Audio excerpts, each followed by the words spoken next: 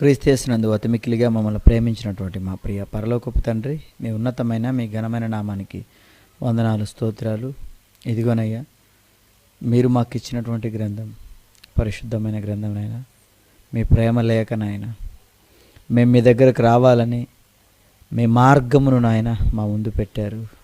అందరిని బట్టి మీకు వందనాలు, స్తోత్రములు తండ్రి. మరి ఆ మార్గం గూర్చిన విషయాలు, గ్రంథంలో వ్రాయబడిన విషయాలు మేము ధ్యానిస్తుండగా చెప్పబోతున్న నాకు నాయన మీ తోడు, మీ సహాయమును దయచేయండి.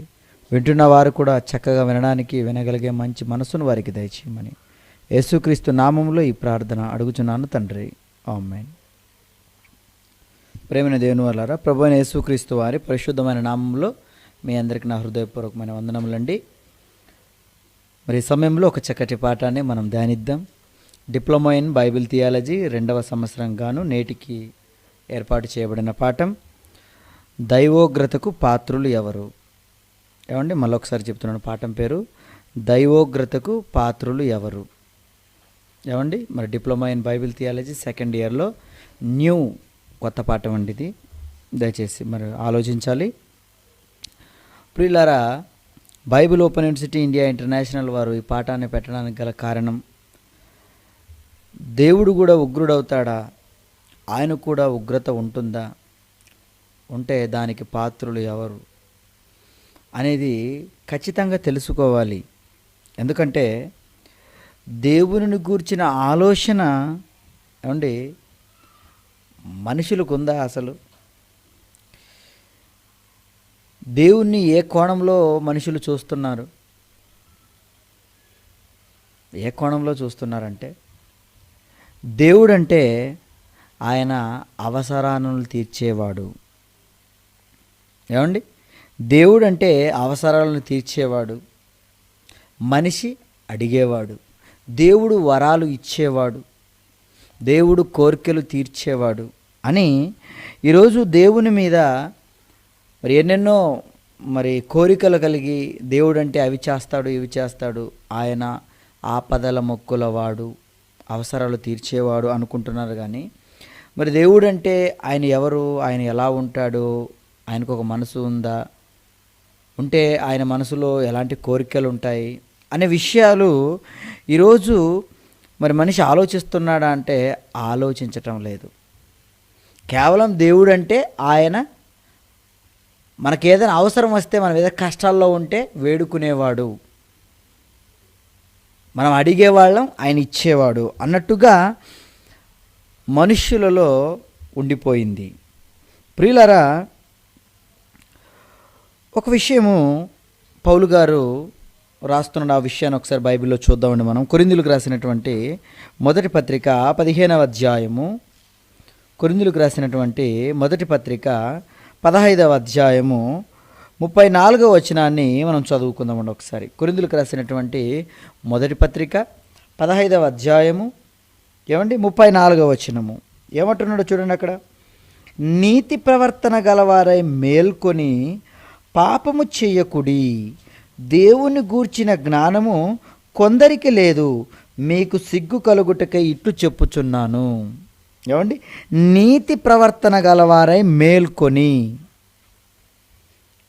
నీతి ప్రవర్తన కలిగి ఉండాలట మనుషులు. అంటే ఎందుకు చెబుతున్నాడు ఈ మాటలు? నీతిమంతుడు లేడు, ఒక్కడు లేడా? అవును. ఎందుకు లేడు? దేవుని గురించిన ఆలోచన మనుషుల్లో లేదు కనుక. మనుషులందరూ ఎందుకు పుట్టారో తెలుసుకోకుండా అవిధేయంగా బ్రతుకుతున్నారు కనుక. కాకపోతే మనుషుల ఆలోచనలు ఎలా ఉన్నాయి? దేవుని గూర్చిన జ్ఞానం మనుషుల్లో ఉందా? ఎక్కడుందండి? దేవుని గూర్చిన ఒక ఆలోచన వారిలో ఏ విధంగా ఉందంటే, ఉదాహరణకండి, ఒక మనిషిని మనం కొట్టామనుకోండి, లేదా తిట్టామనుకోండి, అతని మీద కోప్పడ్డామనుకోండి, ఒక మనిషిని ఎన్ని చేసినా మనల్ని ఏమి అననప్పుడు మనం ఏమంటామండి అతన్ని? ఇతరేంటండి, మనం ఎన్ని తిట్టినా ఏమనట్లేదు, ఏం కొట్టినా ఏమనట్లేదు, తిట్టినా ఈయన తిట్టించుకుంటున్నాడంటే ఇతను దేవుడు లాంటి వాడండి అంటారు. ఏమండి, అంటే మనం ఏం చేసినా అతడు ఎదురు చెప్పకపోతే, మనం ఎన్ని చేసినా భరించేటప్పటికీ దేవుడు లాంటి వాడండి అంటారు. ఏమండి? అంటే దీన్ని బట్టి మనకి ఏమర్థమవుతుందంటే, మనుషుల్లో దేవుడంటే వాళ్ళకి ఎలాంటి ఆలోచన ఉంది మనుషులకు అంటే, దేవుడు కోపపడేవాడు కాడు. ఆయన మనం ఎన్ని అన్నా అనిపించుకునేవాడు, మనం ఏం చేసినా చేయించుకునేవాడు అని ఈరోజు మనుషుల్లో ఉండిపోయింది. అందుకనే దేవుడంటే ప్రేమామయుడని, కరుణామయుడని, దయామయుడని, ఆయన కరుణా సంపన్నుడని, ఇంకా ఎన్నో రకాలుగా మరి దేవుడు ప్రేమ స్వరూపి అని ఎన్నెన్నో దేవుని గురించి చెప్పుకుంటున్నారు. కానీ ఆయనకు కోపం రాదంటారా? ఆయన కోపపడడంటారా? మీరు చెప్పండి. దేవుణ్ణి ఒక కోణంలోనే చూశారు, కానీ దేవునికి ఇంకో కోణం కూడా ఉంది, ఇంకొక రూపం కూడా ఉంది, దానిని చూడటం లేదు. అందుకనే దేవుని గూర్చిన జ్ఞానం ఇదిగో చాలామందికి లేదు, కొందరికి లేదు అంటున్నాడు చూడండి. కొందరికే అని ఈరోజు మనం చెప్పగలమా? ఏమండి? అందరికీ లేదని చెప్పడానికి ఎలాంటి సందేహం లేదు. ఎందుకంటే దేవుడు అంటే మరి ఆయన ఎలా ఉంటాడు, ఆయన యొక్క స్వరూపం ఎలా ఉంటుంది, ఆయన రూపం ఎలా ఉంటుందని ఈరోజు మనుష్యులు ఎవరైనా తెలుసుకుంటున్నారా అంటే లేదు. దేవుడు ఏదో మనకు ఆపద వచ్చింది కనుక, మన కష్టాలు వచ్చాయి కనుక ఇప్పుడు మనం ఆయన్ని వేడుకోవాలి, దేవుడు ఆయన వరాలు ఇచ్చేవాడు అన్న ఆలోచనలోనే ఉన్నారు. కానీ మరి దేవుడు అంటే ఏంటి, ఆయన ఎలా ఉంటాడు అనే దాని గురించి మనుషులు ఆలోచించలేదు. కానీ ప్రియులారా, పరిశుద్ధ గ్రంథంలో మరి దేవుడు ఎలా ఉంటాడో, ఆయన రూపం ఎలా ఉంటుందో, ఆయన గుణాలు ఎలాంటివో, ఆయన మనుషుల పట్ల ఎలాంటి ఆలోచనలు కలిగి ఉన్నాడో అన్నీ కూడా దేవుడు బైబిల్ గ్రంథంలో రాయించి ఇచ్చాడు. అలాంటి రాయించి ఇచ్చిన గ్రంథంలో కొన్ని మాటలు మనం చూద్దామండి. ఒకసారి కీర్తనల గ్రంథము, కీర్తనల గ్రంథము 89వ కీర్తన, కీర్తనల గ్రంథము 89వ కీర్తన 7వ వచనాన్ని మనం ఒకసారి ధ్యానిద్దాం. 89వ కీర్తన 7వ వచనం, పరిశుద్ధ దూతల సభలో ఆయన మిక్కిలి భీకరుడు, తన చుట్టూ ఉన్న వారందరికంటే భయంకరుడు అంటున్నాడు చూడండి. పరిశుద్ధ దూతలలో ఆయన సభలో ఆయన మిక్కిలి భీకరుడు, తన చుట్టూ ఉన్న వారందరికంటే భయంకరుడు. ఎవరు? దేవాది దేవుడు. ఎవరట ఆయన? భయంకరుడు. ఆయన భయంకరుడు, ఆయన ఉగ్రత చూపుతాడు. ఆయనంటే అందరూ వణికిపోవాలి. వణికిపోతున్నారా? దేవుడంటే వణికిపోతారా? దేవుడంటే ఆయన కోపపడని వాడండి, ఆయన మనం ఎన్నెన్నా అనిపించుకుంటాడండి అని ఈరోజు మీరు అనుకోవచ్చు. కానీ ప్రియులారా, ఎలా ఉన్నాడు చూడండి. ఆయన చుట్టూ ఉన్నవారందరికంటే భయంకరుడు అని చెప్తున్నాడు చూడండి. అదే కీర్తనల గ్రంథంలోనే మరొక మాటను మనం చూద్దాం చూడండి. 7వ కీర్తన, 7వ కీర్తన 11వ మాటను మనం చూసినట్లయితే, 7వ కీర్తన 11వ మాటను మనం చూసినట్లయితే, న్యాయమును బట్టి ఆయన తీర్పు తీర్చను, ఆయన ప్రతిదినము కోపపడు దేవుడు. న్యాయమును బట్టి ఆయన తీర్పు తీర్చును, ఆయన ప్రతిదినము కోపపడు దేవుడు. ఎందుకు కోపపడాలండి దేవుడు? దేవుని కోపం వస్తుందా? అవును. ఏమనుకున్నారు? దేవునికి కోపం వస్తుందండి. మరి ఆయనకు దేవుని కోపం వస్తే ఏం జరుగుతుంది? మీకు కోపం వస్తే ఏం జరుగుతుంది? మా డాడీ చాలా మంచోడు, ఏం గాడు, ఏం చెయ్యడు అని అనుకుంటున్నారా మీ డాడీ గురించి? మీ డాడీ కోపం వస్తే ఎలా ఉంటుంది? ప్రియులారా, ఈరోజు దేవుడు అంటే తెలుసుకోక ఏం చేసినా చూసుకుందాంలే అనుకుంటున్నారు. కానీ నిజంగా దేవుడు ప్రతి దినము కోపంలో ఉన్నాడని, మరి ఆయన కోపాన్ని ఆలోచించిన వాళ్ళు ఎవరున్నారంటారు చెప్పండి? ఎందుకు అసలు ఆయన కోపం అంటే? బ్రతికిచ్చింది ఆయనే కదా. బ్రతికిచ్చింది ఆయన అయినప్పుడు మరి ఆయన కొరకు బ్రతకకపోతే దేవునికి కోపం రాదంటారా? ఎవరైనా మీకు ఒక పని ఇచ్చారండి, మీకు పలానా పని చెయ్యాలి అని, మరి ఆ పనిని మీరు చేయకపోతే జీతం వస్తుందంటారా? జీతం వస్తున్నా మీరు ఆ పని చేయకపోతే ఎలా ఉంటుంది మీరు చెప్పండి? కోపపడతాడా యజమాని? ఈరోజు దేవుడు మన మీద ఎందుకండి కోపపడుతున్నాడు అంటే, ప్రతిదినము కోపం ఎందుకండి దేవునికి మనుషుల పట్ల అంటే, దేవుని గురించి ఎవరు ఆలోచిస్తున్నారు చెప్పండి? ఈ సృష్టి అంతా ఎలా వచ్చింది? ఆకాశం ఎలా వచ్చింది? భూమి ఎలా వచ్చింది? భూమి మీద ఉన్న ఈ ప్రకృతి అంతా ఎలా వచ్చింది? నేను పుట్టకముందే నాకు ఆహారం కావాలని ఎవరు ఆలోచించారు? నాకు నీళ్లు కావాలని ఎవరు ఆలోచించారు? గాలి కావాలని ఎవరు ఆలోచించారు? నాకు ఆహారము కావాలని ఎవరు ఆలోచించారని మనిషి ఆలోచిస్తున్నాడు అంటారా మీరు చెప్పండి? ఈ ఆలోచన లేని మనిషి మీదకి దేవుని కోపం నిజంగా ఉండడం సబబు అంటారా కాదంటారా మీరు చెప్పండి? దేవుడు మాత్రం ఆయన ఎన్ని కలలు కని ఆయన ఏం చేస్తున్నాడో ఒకసారి బైబిల్ గ్రంథంలో చూద్దాం. ఏమండి, కీర్తనల గ్రంథం 14వ కీర్తన, ఏమండి కీర్తనల గ్రంథం 14, 2-3 వచనాలు మనం చదివితే, ఏమండి కీర్తనల గ్రంథము 14వ అధ్యాయము 2-3 వచనాలు, వివేకము కలిగి దేవుణ్ణి వెతుకువారు కలరేమో అని ఆకాశము నుండి, ఏమండి దేవుడు యెహోవా ఆకాశము నుండి చూచి ఎవరిని? నరులను పరిశీలించెను. ఆకాశము నుండి దేవుడు నరులను చూస్తున్నాడట. ఎందుకు? చేసింది ఆయనే. ఆయన మహిమ నిమిత్తం మనం సృజింపబడ్డాము, ఆయన నిమిత్తమే మనము నిర్మింపబడ్డాము, ఆయన పని కోసమే. మర్చిపోకండి.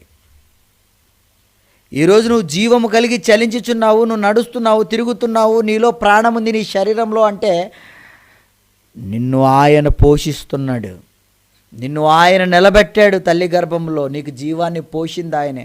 ఇప్పుడు నువ్వు ప్రాణాలతో నిలబడ్డావు, తిరుగుతున్నావంటే కారణం ఆయనే. మరి అన్నీ ఆయనై నిన్ను పోషిస్తున్నప్పుడు నీ బ్రతుకు ఎలాగయ్యే ఉంది? ఈ నరులు ఎలా బ్రతుకుతున్నారా అని దేవుడు చూస్తున్నాడు. చూడండి 53, ఏమండి అదే కీర్తనల గ్రంథం 53, అదే 2-3 వచనాల్లో సేమ్ మాట అక్కడ కూడా వ్రాయబడతా. చూడండి ఒకసారి, చూడండి ఆ మాటను కూడా. 53వ కీర్తన 2-3 వచనాలు, వివేకము కలిగి దేవుణ్ణి వెతుకువారు కలరేమో అని దేవుడు ఆకాశము నుండి చూచి నరులను పరిశీలించెను. పరిశీలన చూడండి. ఏ కుమారుడు నా గురించి ఆలోచిస్తున్నాడు? ఏ కుమారుడు ఈ ప్రకృతిని చూసి, ఈ అదృశ్య లక్షణాలను చూసి, ఏమండి ఈ భూమి మీద ఉన్న సమస్తములను చూసి ఎవరైనా నన్ను గురించి తెలుసుకుంటారు? ఎవరు తెలుసుకుంటారు నా గురించి? నా గురించి ఎవరు ఆలోచిస్తారు? తన జన్మకు పరమార్థత ఎవరు ఆలోచిస్తారని దేవుడు నరులను పరిశీలిస్తున్నాడు. జంతువుల గురించి పరిశీలించట్లేదు ఆయన, పక్షులలో గురించి ఆయన పరిశీలించట్లేదు, మనుష్యుల మీదే ఉంది చూడండి ఆయన పరిశీలన. కారణం నువ్వు ఆయన కుమారుడివి గనుక, సాక్షాత్తు దైవ కుమారులము గనుక భూమి మీద ఉన్న పిల్లలమందరము, భూమి మీద ఉన్న మనమందరము సాక్షాత్తు దేవునికి పిల్లలం. ఆ దేవుని పిల్లలమైన మనం ఎలా బ్రతుకుతున్నామంటారు చెప్పండి? దేవుని కొరకు ఆయన గురించి మనం ఆలోచించి, ఏమండి ఆయన యందు భయభక్తులు కలిగి బ్రతుకుతున్నామంటారా? కింద అంటాడు ఆయన, వారందరూ దారి తొలగి బొత్తిగా చెడి ఉన్నారు, ఒక్కడును తప్పకుండా అందరును చెడి ఉన్నారు, మేలు చేయువారును లేరు, ఒక్కడైనను లేడు. దేవునికి ప్రార్థన చేయక ఆహారం మింగునట్లుగా నా ప్రజలను మృంగు పాపాత్మలకు తెలివి లేదా? వారు భోజనం చేసేటప్పుడు ఈ భోజనం ఎవరిచ్చారన్న కనీస జ్ఞానం కూడా లేదంటున్నాడు చూడండి. బొత్తిగా తొలగిపోయారంటున్నాడు చూడండి. ఏమండి బొత్తిగా తొలగిపోయాడంటున్నాడు. ఇలా తొలగిపోయినప్పుడు, అందరూ చెడిపోయినప్పుడు దేవుడు ఏం చేయమంటాడు? కోపపడాలా వద్దా? మీరు చెప్పిన పని మీ కుమారుడు చెయ్యకపోతే, మీ మాట వినకపోతే, చెడిపోతూ వేస్ట్ తిరుగులు తిరుగుతున్నాడు అనుకోండి మీ కొడుకు, మీకు ఎలా ఉంటుంది మీరు చెప్పండి? కోప్పడతాడా? రారా బాబు మంచి పని చేస్తున్నామంటారా? కోప్పడతాడు, కొడతాడు. అలాగే ఒక టీచర్ కూడా, స్కూల్లో ఒక టీచర్ కూడా అండి, ఆ టీచర్ అప్పగించిన ఒక పాఠాన్ని మరి నేర్చుకోలేకపోతే, ఏమండి వాళ్ళు చెప్పినట్టు హోంవర్క్ చేయలేకపోతే ఏం చేస్తారంటే టీచర్లు? కోప్పడతారా? చేయలేదులేమో వదిలేసేయి, బాగా చేయలేదులే అంటారా? ప్రియులారా, ఒక టీచర్ కానీ, ఒక తల్లిదండ్రులు కానీ, భూమి మీద ఒక యజమాని దగ్గర నువ్వు పని చేస్తున్నప్పుడు కానీ వాళ్ళు అప్పగించిన పని చెయ్యకపోతే కోప్పడతారు నీ మీద, అవసరమైతే నిన్ను తీసేస్తారు. వద్దురా బాబు, నీలాంటి వాడు బడికి, ఒక స్కూల్కి అవసరం లేదు, నువ్వు పనికి అవసరం లేదు, జాబ్కి అవసరం లేదు, తీసేస్తారు. మరి దేవుడు ఆయన పని కోసమే మనల్ని పెట్టాడే, ఆయన యొక్క చిత్తమును నెరవేర్చే వారుగా ఉండాలనే ఎన్నో కలలు కని భూమి మీదకు మనకు రాకముందే మన కొరకు అన్నీ ఆలోచించి కోటాను కోట్ల సంవత్సరాలు కష్టపడి ప్రకృతిని చేసి మనకు అవసరమైనవన్నీ చేసి ప్రియులరా చిట్ట చివరని నిన్ను చేసి తనను కళలను పండించాలని నిన్ను భూమి మీదకు రప్పించినప్పుడు నువ్వు ఆ దేవుని కోసం నువ్వేం ఆలోచించావు చెప్పు? ఆ దేవుని కళలను ఏం పండిస్తున్నారు చెప్పండి ఈరోజు మనుషులు? అలా పండించలేని వాళ్ళ మీద దేవుడు కోపపడాలా వద్దా మీరు చెప్పండి? కోపపడాలి, అది రైట్. ఏమండి, అది రైట్. ఎందుకంటే ఆయనే కదండి మనకు అన్నీ అయి ఉన్నాడు. బ్రతుకిచ్చిన ఆయన మన బ్రతుకు బాగోలేకపోతే ఏం చేయాలి?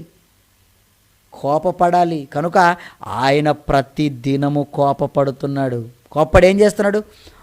ఒకడును మల్లని ఎడల ఆయన తన ఖడ్గమును పదును పెడుతున్నాడు పదును. రేయ్ మారరా, అయితే చూస్తానరా మీ అంతు. ఏమనుకుంటున్నారు? దైవోగ్రత, దేవునికి కోపం. ఈరోజు నువ్వు అనుకుంటున్నావు దేవుడా, అతను ఏమీ అనడండి, ఆయన ఏమీ చేయడండి. అంతే కదా ఈరోజు మనుషుల ఆలోచన. అందుకనే మీకు ముందు ఉదాహరణ చెప్పాను. ఎవరైనా కోపపడకపోతే దేవుడు లాంటి వాడండి అంటారు. దేవుడు కోప్పడ్డా? అయ్యో బాబోయ్, ఆయన ఉగ్రుడు. ఆయన ఉగ్రత ఎలా ఉంటుందో తెలుసా? చాలా బీభత్సంగా ఉంటుందండి. ఒక్కసారి తుఫానును చూడండి, ఏమండి, ఒక్కసారి సునామీలను చూడండి, జలప్రళయాలను చూడండి. ఇవన్నీ ఏమనుకుంటున్నారు? ఆయన ఉగ్రత. ఎందుకంటే ఆమోసు గ్రంథంలో ఒక మాట ఉంటుంది చూడండి ఒకసారి. ఆమోసు గ్రంథం 3వ అధ్యాయము 5వ వచనాన్ని మనం చదివితే, ఆమోసు గ్రంథము ఏమండి 5వ అధ్యాయము, ఆమోసు గ్రంథం 3వ అధ్యాయం ఆమోసు గ్రంథం 3వ అధ్యాయము 5వ వచనము 6వ వచనము, ఏమండి 5:6 చదువుతున్నా. పట్టణమందు బాకానాదం వినబడగా జనులకు భయము పుట్టుకుండున, యెహోవా చేయనిదే పట్టణములో ఉపద్రవము కలుగునా. ఈరోజు ఉపద్రవాలు ఎన్నో, ఏమండి పెను ప్రమాదాలు, ఎన్నో రోగాలు ఈరోజు వస్తున్నాయంటే ఎవరి వలన వస్తున్నాయో తెలుసా? అది దేవుని నుండి అని మర్చిపోకండి. యెహోవా చేయనిదే పట్టణంలోకి ఏ పెను ప్రమాదం రాదు, ఏ ఉగ్రత రాదు. దేవుని దగ్గర నుంచి ఏదైనా రావాలి. కొట్టేశాడు కరోనాతో ఎంతమందిని. ఎందుకు? మార్పు లేని నిన్ను ఎందుకు పెట్టాలి? దేవుని గురించి ఆలోచన లేని నిన్ను ఎందుకు ఉంచాలి? ఆలోచించవా దేవుని గురించి? ఎప్పుడు చూసినా కడుపు కోసమే ఆలోచిస్తారా? ఎఫెసీయులకు రాసిన పత్రిక 2వ అధ్యాయము 3వ వచనం నుంచి చదువుకుందామండి ఒకసారి. ఎఫెసీయులకు రాసిన పత్రిక, ఏమండి ఎఫెసీయులకు రాసిన పత్రిక 2వ అధ్యాయము 3వ వచనం నుంచి మనం చదివితే అక్కడ కొన్ని మాటలు ఏం మాట్లాడతారో చూడండి. వారితో కలిసి మనమందరము శరీరము యొక్కయు మనస్సు యొక్కయు కోర్కెలను నెరవేర్చుకొనుచు మన శరీరాశలను అనుసరించి మునుపు ప్రవర్తించుచు కడమ వారి వలనే స్వభావ సిద్ధముగా దైవోగ్రతకు పాత్రులమయ్యుంటిమి. అయినను దేవుడు కరుణా సంపన్నుడయ్యుండి మనము మన అపరాధముల చేత చచ్చిన వారమై ఉండినప్పుడు సైతము మన ఎడల ఏమంటే చూపిన తన మహాప్రేమ చేత మనను క్రీస్తుతో కూడా బ్రతికించేశాడు నిన్ను క్రీస్తుతో. దేవునిలోకి వచ్చిన తర్వాత నువ్వు ఎలా ఉండాలి? దేవునిలోకి రాకముందు నీ యొక్క పరిస్థితి ఏంటో తెలుసా? నీవు దైవోగ్రతకు నువ్వు కారకుడవు. నువ్వు దైవోగ్రతలో ఉన్నావు. దేవునిలోకి రాకముందు నీకు రక్షణ లేదు, చనిపోతే డైరెక్ట్ నరకమే నీకు. ఆయన కోపములో నువ్వు బందీవైపోయావు. కానీ దేవుడు ఏం చేశాడో తెలుసా? కరుణా సంపన్నుడై నీ మీద జాలిపడి నీకు మారు మనసును దయచేశాడు. నీ దగ్గరకు వాక్యం పంపించాడు. మీ చెవుల్లో వాక్యం వినిపిస్తున్నాడు. ఏమండి, కానీ ఈరోజు అది అర్థమైపోయి, అయ్యో నా దగ్గరకు వాక్యం వచ్చింది కదా, నేను ఎంతో గొప్పవాడని అనుకొని నిన్ను నువ్వు మార్చుకొని చక్కగా దేవుని యందు భయభక్తులు కలిగి నువ్వు బ్రతుకుతున్నావా? అలాగైతే నువ్వు సేఫ్ జోన్లో ఉంటావు. లేకపోతే ఏమంటున్నాడు తెలుసా? శరీరము యొక్కయు మనసు యొక్కయు కోరికలు నీలో ఉంటే మునుపు, ఇదిగో దేవునిలోకి రాకముందు నీలో ఉన్నటువంటివి ఏవైతే ఉన్నాయో, శరీరాశ, నేత్రాశ, జీవపు డంబమని, ఇవి దేవునిలోకి వచ్చిన తర్వాత కూడా ఉన్నాయా? జాగ్రత్త, తస్మాత్ జాగ్రత్త. నువ్వు దైవోగ్రతకు పాత్రుడువు. నువ్వు శరీరానుసరించి బ్రతుకుతావా? శరీరం యొక్క మనసు ఉంది చూసారో, ఆ మనసు అయ్యో బాబోయ్ ఎన్నో కోరికలు అంటావా? లేదండి. ఈ శరీరానికి ఉన్న కోరికలు, మనసుకున్న కోరికలన్నీ నువ్వు దేవునిలోకి వచ్చిన తర్వాత చంపేసుకోవాలి. ఎందుకంటే ఈ శరీరం మీద ఎవరు కూడా మీరు ఇష్టం పెంచుకోకూడదు. పెంచుకుంటే ఈ శరీరమే మిమ్మల్ని ముంచేస్తుంది. ఈ శరీరం మిమ్మల్ని దైవోగ్రతకు పాత్రులు చేస్తుంది. శరీరం గురించి ఆలోచించినంత ఈరోజు ఏమండి శరీరంలో ఉన్న జీవం గురించి ఆలోచించలేకపోతున్నాడు. ఆత్మానుసారంగా నడవవలసిన మనిషి శరీరానుసారంగా బ్రతికేస్తున్నాడు. కారణం దైవోగ్రత గురించి తెలుసుకోలేదు గనుక. ఒక్కసారి తెలుసుకోండి. ఈ శరీరం అనేది ఎలాంటిదంటే, అందుకని శరీరం గురించి సర్టిఫికేట్ ఇచ్చారు పౌలు గారు 7:18 రోమీలకు రాసిన పత్రిక. ఏమంటే ఆయన ఏమని చెప్పాడు 7:18లో? నా యందు అనగా నా శరీరమందు మంచిది ఏది నివసింపదు, మేలైనది చెయ్యాలని నాకుంది కానీ కీడే చేస్తున్నాను అంటాడు. అయ్యో, ఇలాంటి దౌర్భాగ్యమని ఈ శరీరం నుండి, ఇట్టి మరణమునకు లోనగు ఈ శరీరం నుండి నన్ను ఎవరు విడిపిస్తాడు? ఎవరు విడిపిస్తారు నన్ను? ఎవరు విడిపించేది ఎవరు అని ఆనాడు ఆయన మాట్లాడాడు. విడిపించడానికి యేసు క్రీస్తులు వచ్చారు. విడిపించాడు, మనల్ని రక్షణలోనికి తీసుకొని వచ్చాడు, మనల్ని దైవోగ్రత నుండి తప్పించాడు, మనల్ని బ్రతికించాడు. అదే అపరాధముల చేతను పాపముల చేతను చచ్చిన వారమై ఉండగా క్రీస్తుతో కూడా మనల్ని బ్రతికించాడు. బ్రతికించాడు. బ్రతికించిన తర్వాత కూడా ఎలా ఉన్నావు నువ్వు? ఇంకా శరీరం యొక్క కోరికల, ఇంకా నేత్రాశ, ఇంకా జీవపు డంబమా? ఏమండి, ఇంకా శరీరాశలు ఎన్నున్నాయి చెప్పండి ఈరోజు మనుషుల్లో. ఏమండి, ఈ ఆశలు తొలగించలేకపోతున్నాడు. ఈ ఆశలు కనుక నువ్వు తీసివేయలేకపోతే, ఏమండి, ఈ శరీర కోరికలను మీరు విడిచిపెట్టకపోతే మీరు చచ్చిపోతారండి. దైవోగ్రతకు మీరు పాత్రులు అవుతారు చెబుతున్నాను నేను. ఎందుకంటే శరీరం చాలా డేంజర్. ఈ శరీరంలో ఉన్న కార్యాలు ఒక్కసారి చూడండి, ఏమున్నాయి శరీరంలో? శరీర కార్యాలు స్పష్టమై ఉన్నవి అంటాడు. జారత్వం అంటారా, కామకత్వం అంటారా, విగ్రహారాధన అంటారా, ధనాపేక్ష అంటారా, ఎన్నున్నాయి చెప్పండి. దేవునికి సంబంధించినవి ఈరోజు శరీరంలో ఉండలేకపోతున్నాయి. కారణం నువ్వు దేవునికి చోటు ఇవ్వట్లేదు. అలా చోటు ఇవ్వకుంటే ప్రియులారా మీరు దైవోగ్రతకు పాత్రులవుతారు. కనుక దైవోగ్రతకు మీరు పాత్రులు అవ్వకండి. రోమీలకు రాసిన పత్రిక 9వ అధ్యాయము మరొక మాట మనం చూద్దాం. చూడండి, రోమీలకు రాసిన పత్రిక 9వ అధ్యాయము 22వ వచనాన్ని చదువుకుందాం ఒక్కసారి. రోమీలకు రాసిన పత్రిక 9వ అధ్యాయము 22వ వచనము. ఏమండి, 9:22. అలాగూ దేవుడు తన ఉగ్రతను అగపరచుటకు, తన ప్రభావమును చూపుటకు ఇచ్చయించిన వాడై నాశనమునకు సిద్ధపడి ఉగ్రతాపాత్రమైన ఘటములను ఆయన బహుదీర్ఘ శాంతముతో వహించినానేమి, ఏమంటే సహించినానేమి. రెడీగా ఉన్నాడు ఆయన నిన్ను మట్టుబట్టడానికి, నిన్ను లేపేయడానికి. చూస్తున్నాడు చూస్తున్నాడు చూస్తున్నాడు. వీడు మారుతాడేమో అని చూస్తున్నాడండి. ఆయన కోపపడితే నువ్వు నిలవగలవా చెప్పండి? నలిపేయడానికి, చంపేయడానికి రెడీగా ఉన్నాడు దేవుడు. ఎందుకు? నువ్వు చేస్తున్నది పాపమైనప్పుడు, ఎన్నిసార్లు చెప్పినా నీ జీవితంలో మార్పు లేనప్పుడు ఏం చేయమంటారు చెప్పండి? నిన్ను ఏం చేయాలి? నిన్ను కొడితే వింటావా? నువ్వు ఎలా కొట్టాలి నిన్ను ఆయనకు తెలుసు. ప్రియులారా, దేవుని మాటలు చక్కగా వినండి. దేన్ని ప్రేమిస్తున్నారు మీరు? దేన్ని ప్రేమిస్తున్నారు ఒక్కసారి ఆలోచించండి. లోకాన్ని ప్రేమిస్తున్నారా? లోకములో ఉన్న ఎన్నో ఆశలను ప్రేమిస్తున్నారా? ఇవన్నీ గతించిపోతాయి. లోకమును దాని ఆశలను ఏమవుతాయట? గతించిపోతాయి. దేవుని మాటలు ఎల్లప్పుడూ నిలిచిపోతాయి. అది గుర్తుపెట్టుకో. దేవుని నమ్ముకున్నావు కదా, వదిలేయి. కోరికలను చంపుకో. ఇంకా లోకం వైపు చూస్తున్నారు ఎందుకు? దైవోగ్రతకు మీరు పాత్రులు అవుతారు అంటున్నాడు.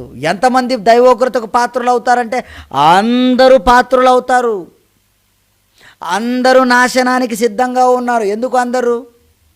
ఎందుకంటే అందరూ కూడా కడుపు కోసం బ్రతికే వాళ్ళే గనుక. అందుకనే నాశనమే వారి అంతము అంటాడు. చూడండి ఒకసారి ఫిలిప్పీలకు రాసిన పత్రిక 3వ అధ్యాయము 19వ వచనము. ఫిలిప్పీలకు రాసిన పత్రిక, ఏమండి? ఫిలిప్పీలకు రాసిన పత్రిక 3వ అధ్యాయము 19వ వచనములో మనం చూస్తే ఏమంటాడు చూడండి అక్కడ. నాశనమే వారి అంతము, వారి కడుపే వారి దేవుడు. కడుపు అయిపోయాడా దేవుడు?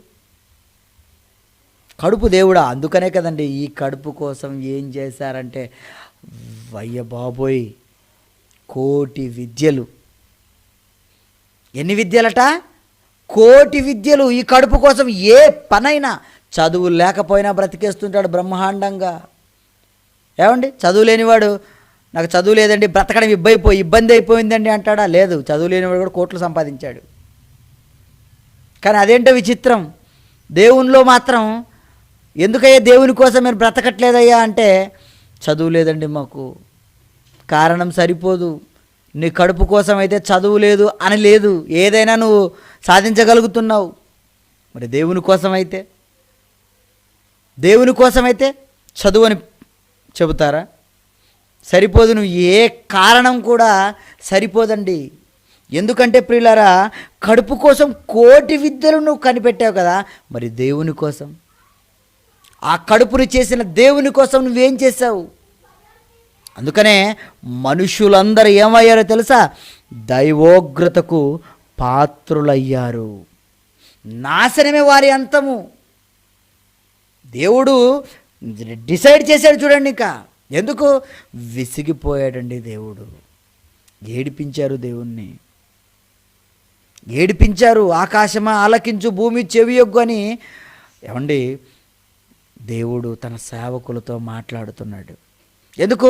పిల్లలు మాటలు వినలేనప్పుడు పక్కింటి వాళ్ళతో ఎలాగైతే మాటలు పంచుకుంటారో, దేవుడు కూడానండి తన నేను పిల్లలు పెంచి గొప్పవారిగా చేసి తిని వారు నా మీద తిరగబడ్డారు ఎంతో బాధతో. ప్రియులారా,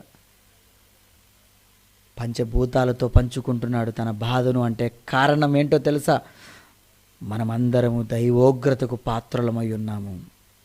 ఒక్కసారి ఆలోచించండి. ఆయన కోపం తెప్పిస్తే ఇంకేమైనా ఉందా? పంచభూతాలే, ఏమండి, జలములే, మహాసముద్రాలు, మహాకాశాలే ఆయనంటే గడగడలాడిపోతాయి. మరి నువ్వు? చీమ కొట్టినట్టు భయం ఉందా దేవుడంటే? చీమకు భయపడతాడు, అమ్మో బాబోయ్ చీమలు ఉన్నాయని. పాముకు ఇంకా భయపడతాడు, ఎన్నో జంతువులకు ఇంకా భయపడతాడు. మరి దేవునికి ఏం భయం లేదు. అలా ఉంటే సరిపోదు ప్రియులారా. ఆయన ఎప్పుడు నీ వెనువెంట ఉన్నాడు. నీ నడక, నీ పడక, నువ్వు నడుస్తుండడం, నువ్వు పడుకోవడము, నువ్వు కూర్చోవడం, నువ్వు లేవడము, ప్రతిదీ ఆయన పరిశీలనగా చూస్తున్నాడు.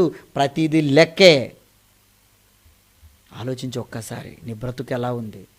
నీ బ్రతుకు బాగోలేదనుకో, నువ్వు దైవోగ్రతకు నువ్వు పాత్రుడు అవుతావు. అందుకనే ఇంకొక మాటను కూడా చూద్దాం. చూడండి, ప్రకటన గ్రంథము. ఏమండి? ప్రకటన గ్రంథం 6వ అధ్యాయము. ప్రకటన గ్రంథము 6వ అధ్యాయము. అక్కడ ఏమని మాట్లాడుతున్నాడు చూడండి. ప్రకటన గ్రంథము 6వ అధ్యాయము 15, 16, 17 వచనాలు ఒకసారి చూద్దామండి. 15 నుంచి, భూరాజులను, గనులను, సహస్రాధిపతులను, ధనికులను, బలిష్ఠులను, ప్రతి దాసుడను, ప్రతి స్వతంత్రుడను, కొండ గుహలలోను బండల సందుల్లోను దాగుకొని సింహాసనసీనుడైన యున్న వాని యొక్కయు గొర్రెపిల్ల యొక్కయు ఉగ్రత మహాదినము వచ్చును, దానికి తాళ జాలినవాడు ఎవడు? ఎవరు తప్పించుకుంటారు? ఏమని మాట్లాడుతున్నాడు చూడండి ఇక్కడ దేవుడు. ఎవ్వరి చేత తప్పించుకోవడం కాదు. వాడు అధిపతి కానివ్వండి, సహస్రాధిపతి కానివ్వండి, ఎంత పెద్ద అధికారి అయినా సరే, కొండల్లోకి వెళ్ళిపోతారా, గుట్టల్లోకి వెళ్ళిపోతారా, ఎక్కడికి వెళ్ళిపోతారా, మీ తరం కాదు ఆ ఉగ్రతను తప్పించుకోవడం. దేవుని ఉగ్రత అంటే ఎంత భయంకరంగా ఉంటుందో తెలుసా? చూడు ఒక్కసారి కరోనా శాంపుల్ ఎలా ఉంది. ప్రపంచ దేశాలే వణికిపోయి లాక్డౌన్ అయిపోయాయి. ఎలా ఉంది పరిస్థితి? ఒకరంటే ఒకరు ముట్టుకోవడం కాదు కదా, గడప దాటలేని పరిస్థితి. జస్ట్ అండి సింపుల్ శాంపిల్ అండి అది. మరి ఆయన కుమారుడు ఉగ్రత ఎలా ఉంటుంది? ఆయన కుమారుడు వస్తే ఎలా ఉంటుంది ఆ రాకడ? తలుచుకుంటేనే ప్రియులారా భయంగా ఉంటుంది. ఈరోజు ఆయన భయం ఈరోజు అర్థం కావట్లేదు. చచ్చిపోతున్నారు కానీ వీనికి అర్థం కావట్లేదంటే, భయం కలగట్లేదంటే మనిషికి. తన దాకా వస్తేనే కానీ మనిషి ఆలోచించడా? వద్దండి, మీ వరకు రానివ్వద్దండి దేవుని కోపాన్ని. మారండి. మీరు ఎక్కడ ఉన్నా మీరు దాక్కోలేరు, తాళలేరు అంటున్నాడు చూడండి. మీరు తాళుకోలేరు ఆయన ఉగ్రతను. ఆయన ఉగ్రతను మీరు తాళుకోలేరు, తప్పించుకోలేరు మీరు. కనుక ప్రియులారా, మీరందరూ ఏం చేయమంటున్నాడంటే, యోహాను రాసిన సువార్త 3వ అధ్యాయము మనల్ని ఏం చేయమంటున్నాడు చూడండి. ఒరే, మీకు ఉగ్రతను తట్టుకోవడం మీ చేత కాదు, మారండి, చక్కగా బ్రతకండి. ఏమండి?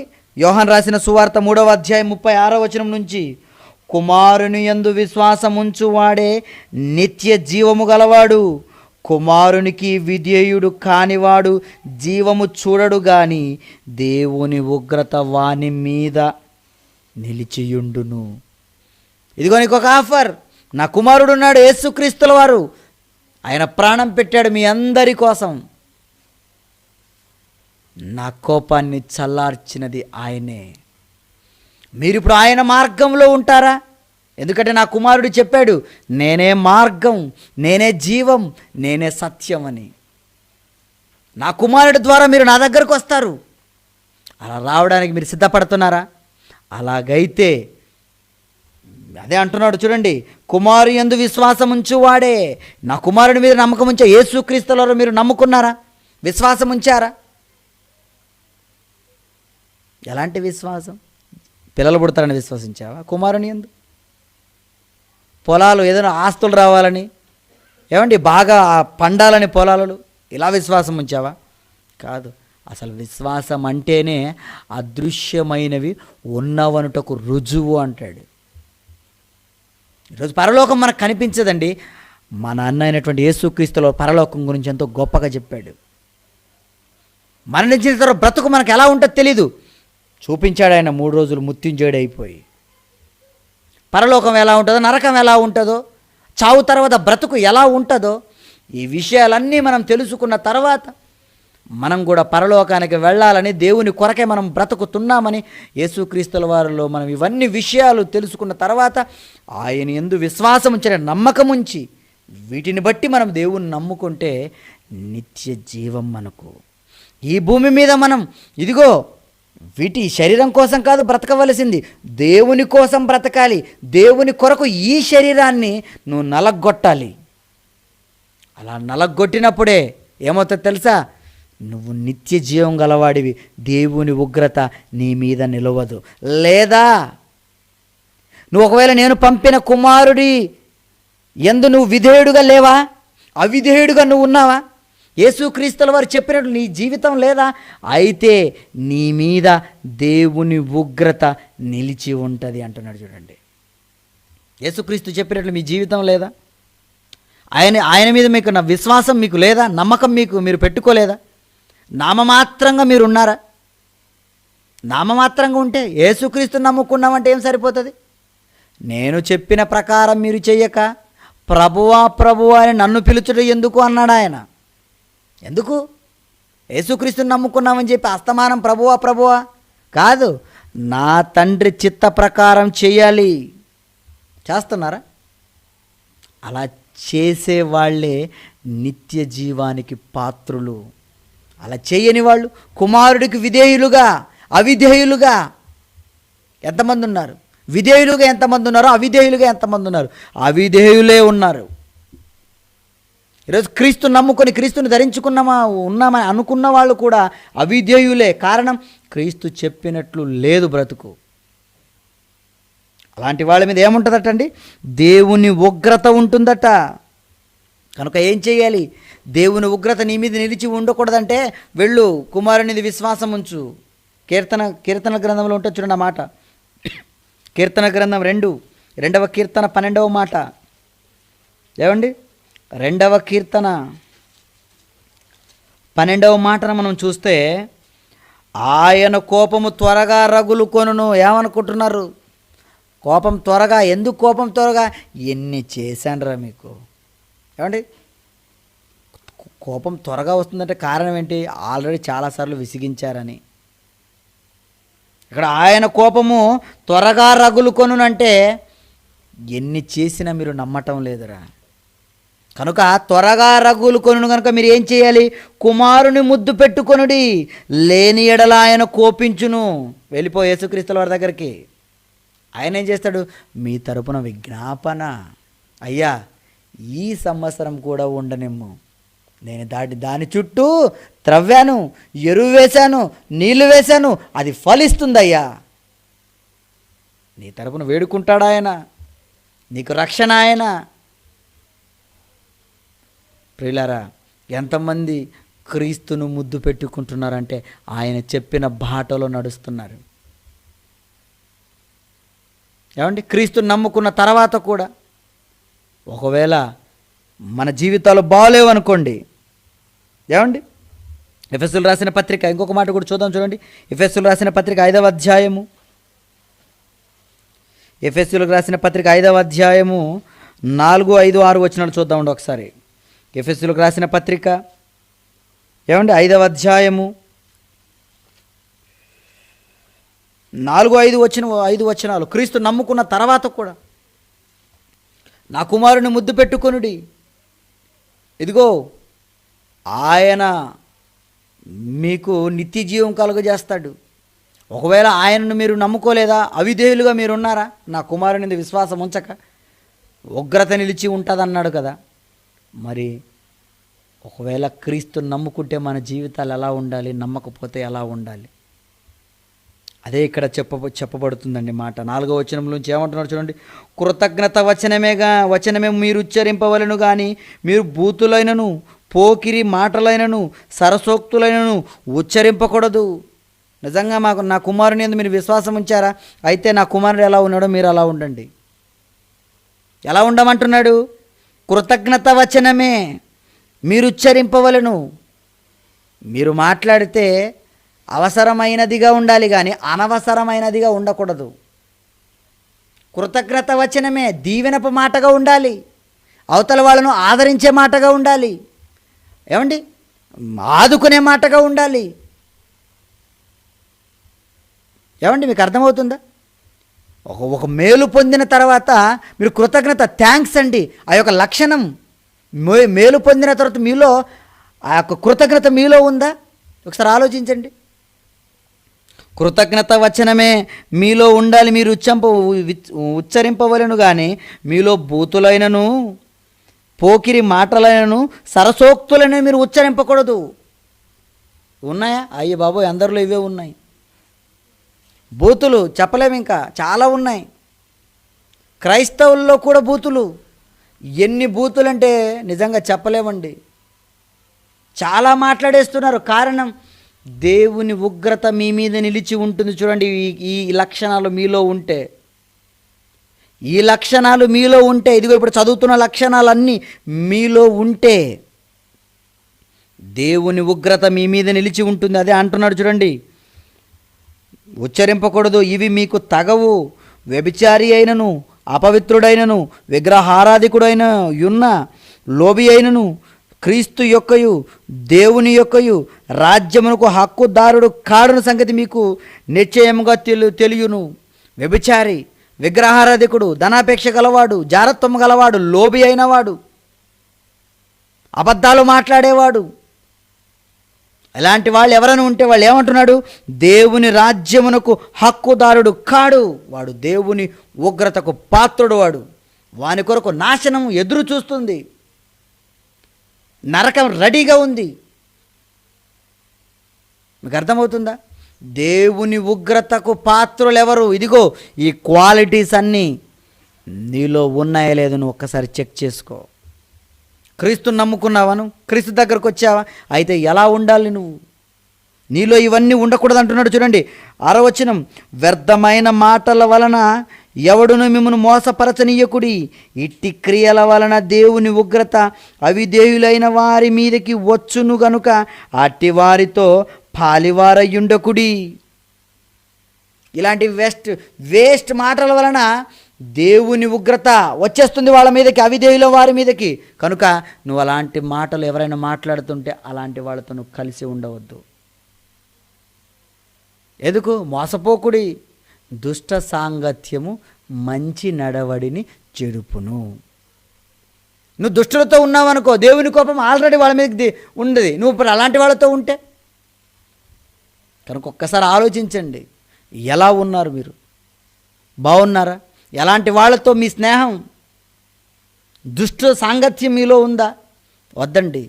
అందుకనే లేవండి, మేల్కొని నీతి ప్రవర్తన గలవారై మీరు నడవాలి. ఎందుకంటే దేవుని ఉగ్రతకు మనం పాత్రులు అవుతున్నాము. కుమారుడు చెప్పినట్లు మన జీవితం లేకపోతే, యేసుక్రీస్తుల వారు చెప్పినట్లు మన జీవితం లేకపోతే ప్రియులారా కష్టం.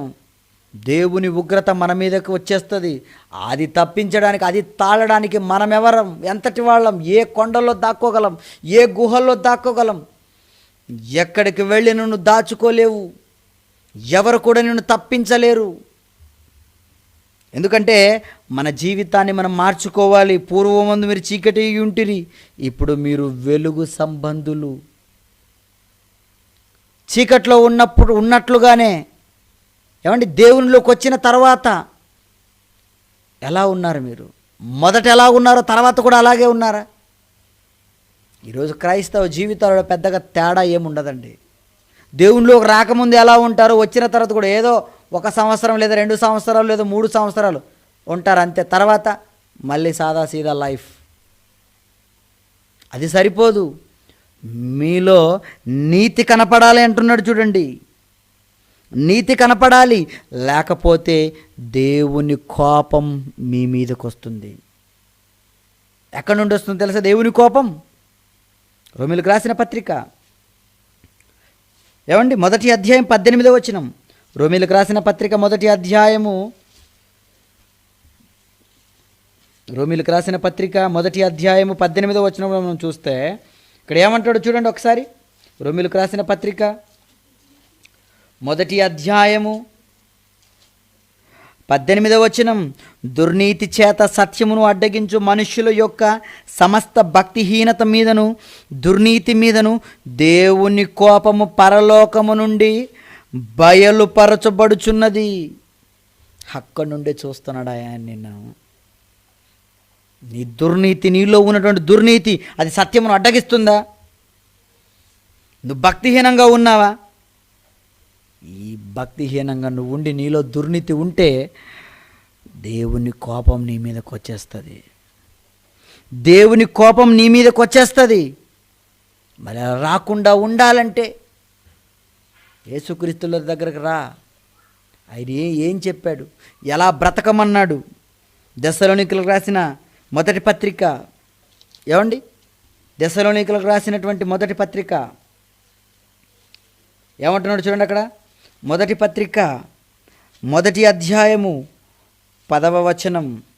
దెస్సలోనికలకు రాసినటువంటి మొదటి పత్రిక 1వ అధ్యాయము 10వ వచనం ఏమండి, మీ యొద్ద మాకెట్టి ప్రవేశము కలిగెను, అక్కడి జనులు మమ్మల్ని గూర్చి తెలియజెప్పుచున్నారు.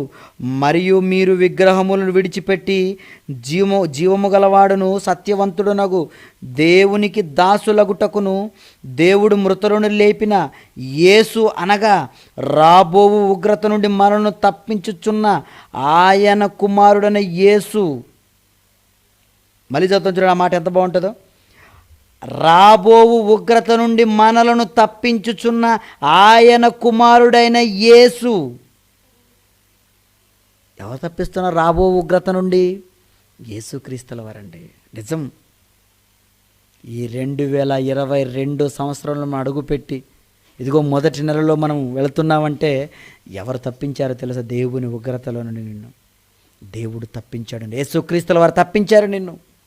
ఇదిగో ఈ సంవత్సరమైన ఇతనిలో ఫలాలు వస్తాయి. ఇతడు నా యందు విశ్వాసం ఉంచుతాడు. నాయనా నీదిగో నీ కోపాగ్నికి ఈయన బలి అవ్వడు. నేను హామీ ఇస్తున్నాను, నేను వేడుకుంటున్నాను ఇతని తరపున అని మన తరపున విజ్ఞాపనములు చేస్తున్నవాడండి యేసుక్రీస్తుల వారు. అందుకని ఇక్కడ రాస్తున్నాడు పౌలు గారి దెస్సలోనికలకు, రాబోవు ఉగ్రత నుండి మనల్ని తప్పించుచున్న ఆయన కుమారుడైన యేసు పరలోకం నుండి వచ్చునని ఎదురు చూచుటకు మీరిలాగూ దేవుని వైపుకు తిరిగితిరో ఆ సంగతి వారే తెలియజేయుచున్నారు. మీరు తిరిగారా దేవుని వైపు? తిరిగినటువంటి మీరు నిజంగా గొప్పవాళ్ళుగా మీరుంటే, దేవుడు ఎలాగైతే యేసుక్రీస్తు ఎలాగైతే చెప్పాడో మీ బ్రతుకులో మీరు అలా ఉంటే ప్రియులారా, ఖచ్చితంగా మీరు దేవుని ఉగ్రతకు పాత్రులు అవ్వరు. లేకపోతే దేవుని ఉగ్రతకు మనం పాత్రలు అవుతాం. ఎవ్వరు కూడా మనల్ని విడిపించలేరు.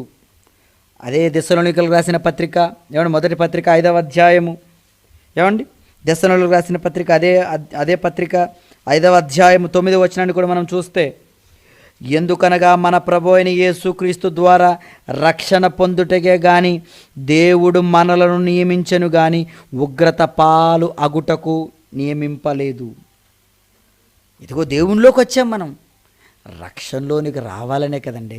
దేవుని ఉగ్రతను తప్పించుకోవాలనే మనల్ని కుమారుడి ద్వారా పిలిచాడు. ఆయన సహవాసములో ఉండాలని పిలిచాడు. అలా వచ్చినటువంటి నువ్వు అందరం ఎలా ఉన్నాం? ఎలా ఉన్నారు చెప్పండి? ఆయన దగ్గరికి వచ్చిన తర్వాత కూడా మీరు ఉగ్రపాలైతే మిమ్మల్ని ఎవరు కాపాడుతారు? ఇంకా మిమ్మల్ని పిలిచింది ఎందుకు ఆయన? అదే అంటాడు చూడండి, ఎందుకనగా మన ప్రభువుని యేసుక్రీస్తు ద్వారా రక్షణ పొందుటకే దేవుడు మనల్ని నియమించను కానీ ఉగ్రత పాలు అగుటకు మనల్ని నియమించలేదు. మిమ్మల్ని క్రీస్తులో ఆయన ఏర్పరచుకున్నదే మీరు మారుమనసు పొంది చక్కగా ఉండి బాప్తిజం తీసుకొని అంతవరకు చక్కగా దేవుని యందు భయభక్తులను మీరు పరలోకాన్ని స్వతంత్రించుకోవాలనే కదా, నిత్య జీవాన్ని మీరు స్వతంత్రించుకోవాలనే కదా క్రీస్తులో మిమ్మల్ని ఏర్పరచుకున్నాడు దేవుడు. మరి దేవునిలోకి వచ్చిన తర్వాత కూడా మీరు చీకటి సంబంధం క్రియలు మీలో ఉంటే, ఏమండి మీరు వెలుగును పోలి లేకపోతే, క్రీస్తు లక్షణాలు మీలో లేకపోతే మీరు దైవోగ్రతకు పాత్రలు అవుతారు. మీరు ఎందుకు వచ్చినట్లు దేవునిలోకి చెప్పండి. మీ బ్రతుకు మారకపోతే, మీ ప్రవర్తన విషయంలో మీరు మారకపోతే, ఇంకా ప్రాచీన స్వభావాన్ని మీరు విడిచిపెట్టకపోతే, నవీన స్వభావాన్ని మీరు ధరించకపోతే ఎందుకు మీరు వచ్చినట్టు దేవునిలోనికి? మిమ్మల్ని నియమించాడు దేవుడు. ఒకసారి ఆలోచించండి. దేవుడు మిమ్మల్ని ఉగ్రత నుండి తప్పించడానికే ఆయన కుమారుని ద్వారా మిమ్మల్ని రక్షిస్తున్నాడు. ఈ వాక్యం మీకు చెప్పిస్తున్నాడు. అయినా సరే మీకు బోధ పడటం లేదా? ఏమండి, అయినా సరే మీకు బోధ పడటం లేదా? లేదండి. అలా పడకపోతే శిక్ష విధించువాడు ఎవరట? యేసుక్రీస్తుల వారు. ఎవరి ద్వారా అయితే నీకు రక్షణ రక్షణ రక్షణ, ఇతను ఉగ్రత పాలు కాకూడదు, ఇతను ఉగ్రత పాలు కాకూడదని ఏమండి తాపత్రయ పడిపోయి మన కోసం ప్రాణాన్ని పెట్టాడే యేసుక్రీస్తుల వారు, ఆయన ద్వారానే శిక్ష నీకు ఖరారు అవుతుంది. జాగ్రత్త. నిజమండి. మనము దేవునిలోకి వచ్చిన తర్వాత మన జీవితంలో చక్కగా బ్రతకలేకపోతే, అటు ఇటు ఎటు కాకుండా ఉన్నావా, ఆయన నోటితో ఉమ్మేసేస్తాడు మీకు. అంతే కదండి. వెచ్చగానైనను చల్లగానైనా నువ్వు లేవు, నులివెచ్చగా ఉండాలనుకుంటున్నావా? కొంచెం దేవునిలో ఉంటాను, కొంచెం లోకంలో ఉంటాను, కొంచెం ఇది కొంచెం ఇదే అనుకుంటున్నావా? లేదండి. నువ్వు అలా ఉంటే ఏ నోటితోనైతే ఇతడు కావాలని యేసుక్రీస్తుల వారు కోరుకున్నాడో అదే నోటితో ఆయన ఉమ్మేసేస్తాడు, శిక్ష విధిస్తాడు. మీకు జాగ్రత్త. దేవుని ఉగ్రతకు పాలు కాకూడదు. ఎందుకంటే దేవుని ఉగ్రత, చూద్దాం ఒకసారి ఇర్మియా గ్రంథం. ఏమండి, ఇర్మియా గ్రంథం 23వ అధ్యాయము 19వ వచనాన్ని మనం చూస్తే, ఇర్మియా గ్రంథం 23వ అధ్యాయము, ఇర్మియా గ్రంథం 23వ అధ్యాయం 19వ వచనం. ఇదిగో యెహోవా యొక్క మహోగ్రతయను పెనుగాలి బయలు వెళుచున్నది, అది భీకరమైన పెనుగాలి, అది దుష్టుల తల మీదకి పెళ్ళున దిగును, తన కార్యమును సఫలపరచు వరకు, తన హృదయ ఆలోచనను నెరవేర్చు వరకు యెహోవా కోపము చల్లారదు. నువ్వు ఇంకా అవిధేయుడిగా ఉంటే, క్రీస్తుని నమ్ముకున్న తర్వాత కూడా, ఇదిగో సత్యవాక్యం ఇప్పుడు మన చేతుల్లోకి వచ్చేసింది, ఇలా వచ్చిన వాక్యాన్ని ఎంతోమంది బోధకుల ద్వారా నీకు వినిపిస్తున్నప్పటికీ నీ బ్రతుకు మారకపోతే దేవుని కోపం, దేవుని ఉగ్రత నీ మీదకి దిగుతుంది. ఎవ్వరు కూడా దీన్ని ఆపలేరు. ఎవరి జోలికైనా వెళ్ళినా పర్లేదండి, తప్పించుకోవచ్చేమో, కానీ దేవుని జోలికి మనం వెళ్ళడం అది మంచి విషయం కాదు. ఆయనకి ఏది అడ్డు లేదు. ఈరోజు చూస్తున్నాం కదా, ఎంత ఘోరాతి ఘోరమైనవండి ఇవి, భూకంపాలు కానివ్వండి, సునాములు కానివ్వండి, ఎన్నో రోగాలు, విచిత్రమైన రోగాలు ఎందుకండి వస్తున్నాయి? ఇది దేవుని ఉగ్రత. ఆ ఉగ్రతకు మీరు పాత్రలు కాకుండా ఉండాలంటే మిమ్మల్ని మీరు మార్చుకోండి, సరిచేసుకోండి, కుమారుని ముద్దు పెట్టుకొనుడి, కుమారునిది విశ్వాసముంచుడి, అప్పుడు మీకు నిత్య జీవం వస్తుంది. ఆ ఉగ్రత మీ మీద ఉండదు. లేకపోతే దేవుని ఉగ్రతకు మీరు పాత్రలు అవుతారు.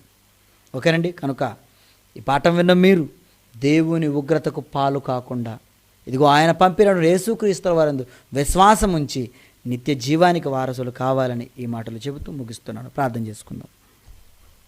క్రీస్తునందు అతిమికిలిగా మమ్మల్ని ప్రేమించినటువంటి మా ప్రియ పరలోకపు తండ్రి, మీ ఉన్నతమైన, మీ ఘనమైన నామానికి వందనాలు, స్తోత్రాలు. అవునయ్యా, ప్రతి దినము మీరు కోపపడుతున్నారు. కారణం, ఈరోజు మనుష్యులలో మార్పులు రావటం లేదు నాయన. మార్పు లేని వాళ్ళ పట్ల మీరు ఇంకా దీర్ఘశాంతం చూపుతున్నారంటే దానికి కారణం మా అన్నటువంటి యేసుక్రీస్తుల వారు చూపినటువంటి ప్రేమ, ఆయన మా పట్ల చేసినటువంటి త్యాగం ఎంతో గొప్పది నాయన. ఆయన త్యాగాన్ని చూసిన మేమునైనా మారిపోయి నిత్య జీవానికి వారసులు అవ్వాలి. అందుకోసం మీరు మమ్మల్ని పిలిచారు, కానీ ఉగ్రత పాలవడానికి మేము నియమింపబడలేదు నాయన. కనుక ఈ మాటలన్నీ విన్న మేము వినటమట్టు కాకుండా, ఇదిగో నాయన మీ కోపానికి మేము పాత్రలు కాకుండా, యేసుక్రీస్తుల వారు చెప్పినట్లు మా జీవితాన్ని మేము పెట్టుకొని మీ యందు భయభక్తులు కలిగి బ్రతికి, ఇదిగో నాయన మాకున్నటువంటి శరీరం, అది శరీరాశ, నేత్రాశ, జీవపు డంబమని కాక ఈ శరీరం మీకే సజీవ యాగంగా అర్పించడానికి కావాల్సినటువంటి మంచి మనస్సును మాకు దయచేయమని యేసుక్రీస్తు నామములో ఈ ప్రార్థన అడుగుచున్నాను తండ్రి. ఆమేన్. ఓకేనండి, అందరికీ వందనాలు.